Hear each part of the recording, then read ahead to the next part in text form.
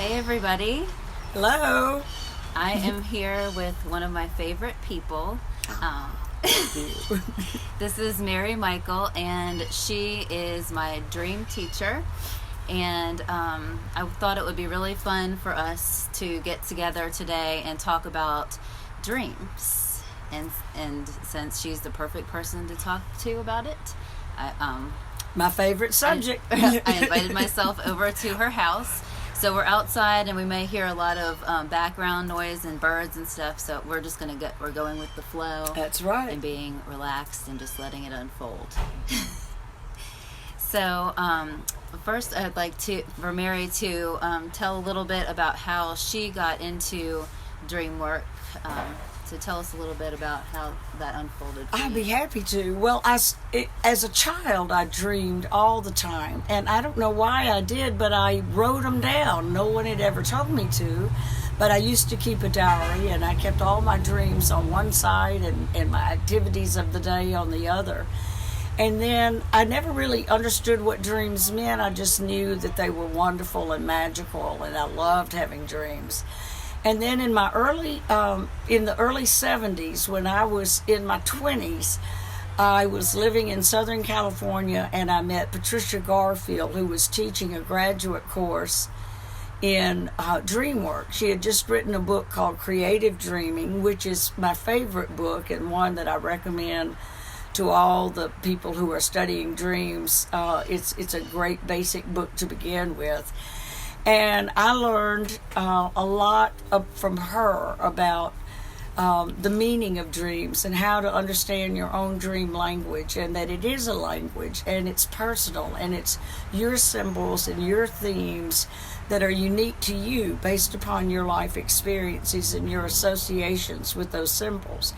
And it just became a very fascinating hobby for me. So I studied, I went to retreats. Every time I saw anything that was offered on dreams, I tried to go and learn more. And then in the right around 1998, I went to the Hayden Institute. And actually that was 1996, excuse me. And I went to the Hayden Institute, which was a Jungian training center for dreams and spiritual direction. And I did some graduate work in both of those fields and was able to be taught by some of the best dream workers in the country, Ann Ulanoff, Jeremy Taylor, Peter Haas, just a lot of people that came through that institute and shared their method of working with dreams. So when I began to learn that there's many different ways to approach a dream and many different ways to work it, it just became more and more exciting and beckoning to me. So that's kind of how I got started. Yeah. It's just by interest. Nice. And that gives you a rich experience and a variety of ways to look at it. That's the way it happened. Yeah.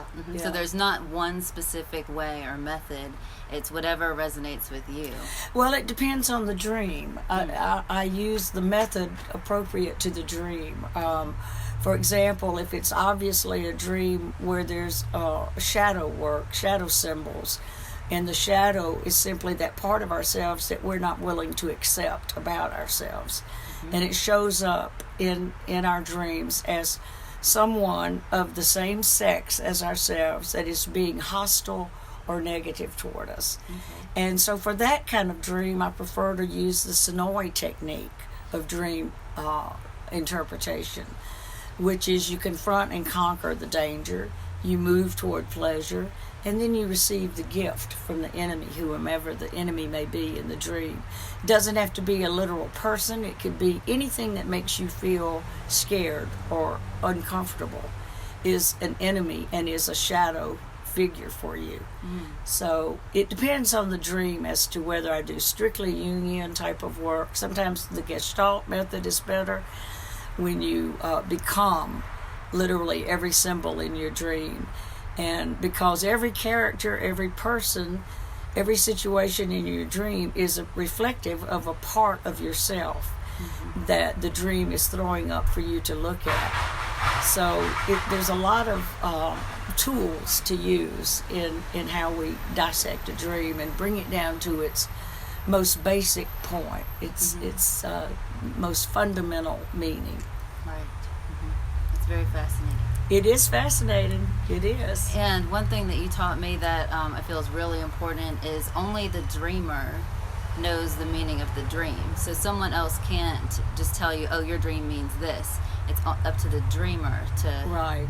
And beware of those people who tell you your dream means this, because what they're doing actually is projecting their own issues. They're projecting what the dream speaks to in them. But that's a very helpful tool when you approach a dream. What we do in group dream work that Rebecca's been involved in for a number of years now is we say, if it were my dream, this is what would interest me most, or this is where I feel there's real energy in this part of the dream. That way you're not projecting, you're owning it and saying, this is how I respond. And sometimes that's very helpful to the dreamer because it gives them a different perspective. And that's how we grow, is through experiencing different perspectives in life. Right. And that's why the dream group that we have is so... There's a bug flying by my face. The dream group is that environment of having different people give their perspectives on what the dream would mean for them if it was their dream. It opens up new avenues that when I work my dream, I may not have even thought about those things. So it really just opens up new perspectives. Right. And there's another thing to consider also that I just stress over and over in dream work, and that is that no dream just has one meaning. And dreams don't come to tell you what you already know. They come to tell you something different. It's whatever's bubbling up in the unconscious that's ready to cross over into conscious understanding, but it's teetering right there on the border between the conscious and the unconscious. And so by the fact that you remembered the dream, you are ready to deal with whatever the dream is presenting, even if it's just a fragment of a dream. Do we not say that fragments are important? Yeah. A lot of times we want to discount, oh, this was just all I got was a snippet. It doesn't make much sense. It's not worth sharing. And that's not the case. Every little thing has meaning. And a dream can mean things on different levels. It can mean something on a personal, family level. It can mean something on a work level. It can mean something spiritually. It can mean something just what's going on in your outer physical world. There's lots of ways to look at it. And so there's lots of meanings. You can even go back to a dream you had years ago and still find it fresh and speaking to you today in new ways, because it's your archetypal symbols that are personal to you, and they will always speak to you. Yes. So, is there any, for people who are just getting started with dream work, is there a few things that they can do or integrate into their practice to help them begin to understand the language of their dreams? Yes, there are. Okay. First of all, know that every one of us dream. Instead of saying, I don't dream, the correct thing to say would be, I habitually forget my dreams. And that is just a memory skill. It's something that can be taught to remember your dreams. Being in a group is the most effective means I know of recalling dreams. But other than that, if you prepare to dream and tell yourself throughout the day, I'm going to remember my dream tonight. I'm going to have a dream and I'm going to remember it. And then put a pad and paper and pen beside your bed near a light where you can wake up in the middle of the night, if you do, and write your dream down. Don't try to interpret it when you write it, or if it's in the morning when you awaken, before you go brush your teeth, before you get out of bed, and change that rhythm of your brain waves from alpha to beta. It's best to try to stay in alpha and stay still and just record the dream as you remember it, and just write the facts, just like you're telling a story. You witnessed this play and this drama, and you're just writing down what happened. And then later you go back and you try to analyze it and understand the meanings of the symbols. But that's the most important thing, is to be prepared and to try to capture it as quickly after the dream as possible. Because if you wait too long, as you know, by the time you walk into the kitchen, it's gone. Right. So those are good ways. And then talk about dreams. Talk about your dreams. Find someone like Rebecca. She's a wonderful dream worker. Find someone like Rebecca that you can talk to about your dreams, so that is stirred up within you, and the unconscious mind knows that there's a willingness there to accept it and to honor the dream. Yes. And for me, my experience is that the more I pay attention to my dreams, then the more I'll remember them. So even if at first I only got little pieces here and there, maybe a couple of times a week, but the more that I really work with them, it's like it kind of opens that door, and it's like, oh, she's paying attention now. So it gives us more and more. That's right. It will never give you more than you're able to work with. So things that are terribly fearful to you, horrible memories, horrible experiences that you buried deep within you, if you're ready to be healed from those, the dream will very gently and very gradually bring you toward healing. That is awesome. It is awesome. It really is. It's the best tool for self-discovery that I know of. And it's available to us every single night, because we each dream an average between 4 and 7 dream cycles, with the longest dream cycle toward morning lasting as long as 45 minutes. And that's a long time to witness a play or a story, or to have an experience yourself. So 20% of our sleep time is dream time. Our consciousness is active somewhere, and it's doing things, and it's experiencing emotions and feeling feelings that are important to us in our everyday life. The dreams are always about our current life. That's another point to remember. Yes. Okay, it looks like we have a question. Let me see if I can access it. Shannon asks, is it possible to set an intention for the kind of dream you'd like to have prior to going to sleep? I believe it is. It may not look like the answer to your intention. We frequently will in dream group, before we go to sleep, each of us individually will ask, sometimes for a dream of clarification about a certain thing that might be going on in our lives. And we have a dream that looks like, how in the world could that be the answer to that? But when we work it in a dream group, knowing that this was what was asked before I went to sleep, and this is what sleep gave me, there's almost always an answer, and there is a fulfillment of that intention. Right. And I think the most important part with that is it usually doesn't look like what you think it's going. It doesn't give you a clear answer. It's going to be some weird symbolism. It's in an unfamiliar language. It's in a dream language, which is totally different. So you have to get down. And the most important thing about interpreting the symbols is to ask yourself, how does this make me feel?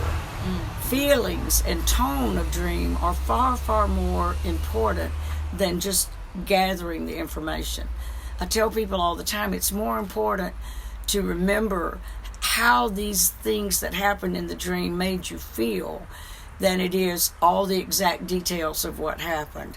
What you want to arrive at is the feeling tone of the dream.